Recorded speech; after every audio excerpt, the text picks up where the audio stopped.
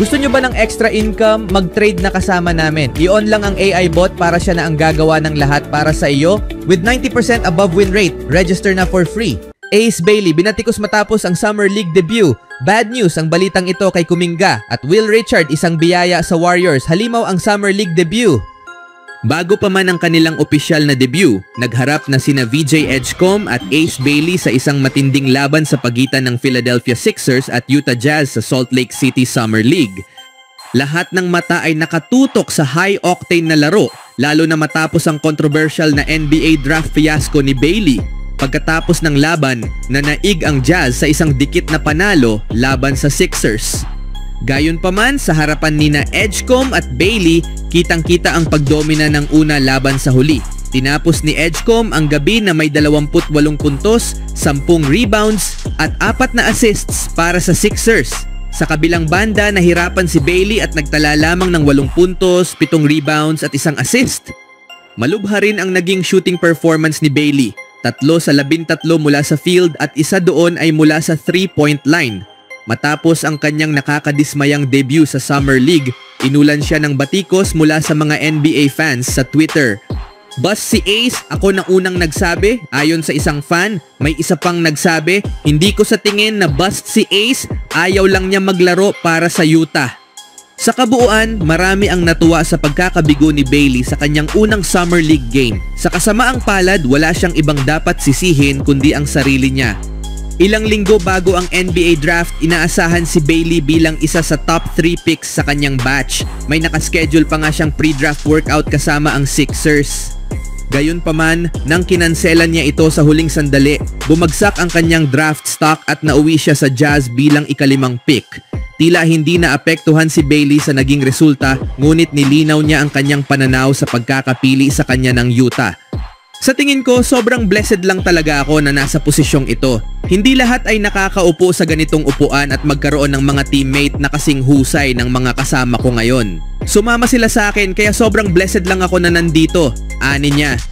Totoo man o hindi ang ipinakitang kasiyahan ni Bailey sa paglalaro para sa Jazz, ang katotohanan ay isa na siyang miyembro ng team. Nasa kanya na ngayon ang responsibilidad na linisin ang kanyang pangalan at patunayan ang kanyang kakayahan gaya ng mga iniidolo niyang NBA players. Ang magandang performance sa Summer League ay magiging unang hakbang para doon. Sa sumunod na balita naman, ang mga usapan tungkol sa restricted free agent ng Golden State Warriors na si Jonathan Kuminga ay tila humupa na, ayon sa ulat ng isang league insider na nagsabing walang makabuluhang pag-usad nitong nakaraang weekend. Nanatiling hindi gumagalaw ang mga pag-uusap kahit may ulat ng interes mula sa ilang teams gaya ng Sacramento Kings, Washington Wizards at Miami Heat. Wala pang kasundo ang nalalapit at hindi nagpapakita ng pagmamadali ang Warriors na ibaba ang hinihingi nilang kapalit para kay Kuminga. Walang makabuluhang pag-usad sa usaping Jonathan Kuminga nitong weekend, ayon sa mga source. Ayon kay Anthony Slater ng The Athletic, mananatiling malamig ang market ng restricted free agents sa NBA. May mga usapan pero kaunti lang ang aksyon. Kings pa rin ang pinaka-agresibong nagtatangkang kunin ang wing ng Warriors pero wala pang lumalapit sa kasunduan. Nauna nang iniulat ni Slater na ang Warriors ay naghahanap ng isang promising young player at isang first round pick kapalit ni Kuminga sakaling piliin nilang makipag-sign and trade. Siya ay isang restricted free agent na may qualifying offer na humigit kumulang $7 milyon na nagbibigay sa Warriors ng karapatang tumbasan ang anumang alok sa kanya. Ayon sa ulat, naghahanap si Kuminga ng bagong kontrata na nagkakahalaga ng $25 milyong hanggang $30 milyong kada taon. Kung magpatuloy ang pagkabalam ng mga pag-uusap, maaaring umusad ang market para kay Kuminga sa NBA Summer League sa Las Vegas na magsisimula sa susunod na linggo. Dito magkakaroon ng pagkakataon siya at ang kanyang kampo na makipagkita ng harapan sa mga interesadong team at sa Warriors. At hindi rin isinasara ang posibilidad na bumalik siya sa Golden State, ayon kay Slater. Posible pa rin ang isang kompromiso at pagbabalik ni Kuminga sa Warriors ayon sa mga source ng liga dahil sa kasalukuyang galaw sa market, ani Slater. Pinag-uusapan na rin ang isang personal na pagpupulong sa Las Vegas kasama sina Kuminga, ang kanyang ahente na si Turner, General Manager Mike Dunleavy at Head Coach Steve Kerr upang pag-usapan ang maaaring direksyon ng kanyang kinabukasan kung mananatiling hindi pa rin maayos ang kanyang sitwasyon sa loob ng isang linggo. Kung sakaling bumalik siya sa Warriors, isa na namang taon ng kawalang katiyakan ang maaaring kaharapin niya. Nahirapan si Coach Steve Kerr na muling isama siya sa rotation ng team matapos ang trade para kay Jimmy Butler. Tiwala si Jimmy Butler na maganda ang magiging tambalan nila ni Kuminga. Bagamat limitado ang minuto ni JK dahil sa injury, nagpakitang gilas siya sa postseason. Inamin niya na hindi pa tiyak ang kanyang kinabukasan pero masaya siya sa naging karanasan. Speaking of Warriors, nais ni Will Richard noong Sabado na siya ay naglalaro para sa Golden State.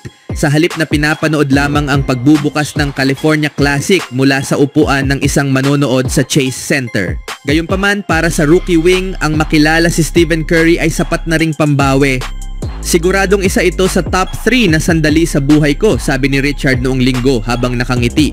Napili bilang ika-56 na pick sa nakaraang buwan ng NBA draft at nakuha ng Warriors sa isang trade sa parehong araw, hindi pa pwedeng maglaro si Richard para sa Summer League team ng Golden State nung Linggo laban sa Los Angeles Lakers. Hindi pa kasi opisyal ang trade hanggat hindi ito pinayagan ng NBA na noon lamang Linggo inalis ang transaction moratorium, kaya't saka pa lamang siya naging eligible na maglaro laban sa San Antonio Spurs.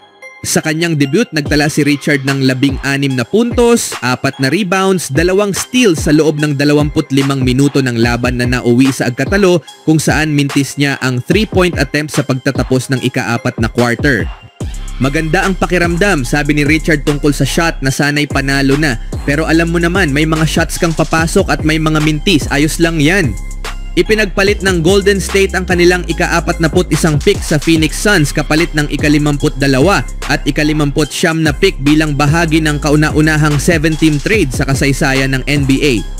Naging formal ang trade nitong Linggo na nakasentro sa transaksyong kaugnay ni star wing Kevin Durant. Kasama sa trade ang Phoenix Suns, Houston Rockets, Brooklyn Nets, Atlanta Hawks, Los Angeles Lakers, Minnesota Timberwolves, at Warriors na ginamit ang ika-52 pick para piliin ang Australian forward na si Alex Touhey. Tulad ni Richard, hindi rin nakapaglaro si Touhey noong Linggo at kahit noong Linggo, ayon sa Summer League head coach na si Lane Wilson, hindi pa siya sigurado kung makakapaglaro siya sa huling laro ng California Classic sa Martes laban sa Miami Heat.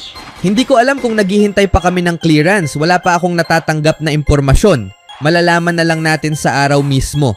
Dahil dito, nagkaroon ng pagkakataon si Richard na makapag-debut. Hindi pa siya nakakapag-practice kasama ang summer team ng Warriors o nakapaglaro ng 5-on-5 mula nung natalo ang kanyang team sa National Championship Game kontra Houston noong Abril, ayon sa kanya. Sabik na makapaglaro, pinanood ni Will Richard ang panalo ng Warriors bago gumawa ng impresibong debut kinabukasan. Nagtala siya ng 16 na puntos, 2 steals at matibay na depensa. Pinuri siya ni Coach Wilson sa pagiging handa kahit walang ensayo. Ano ang masasabi niyo mga kaibigan?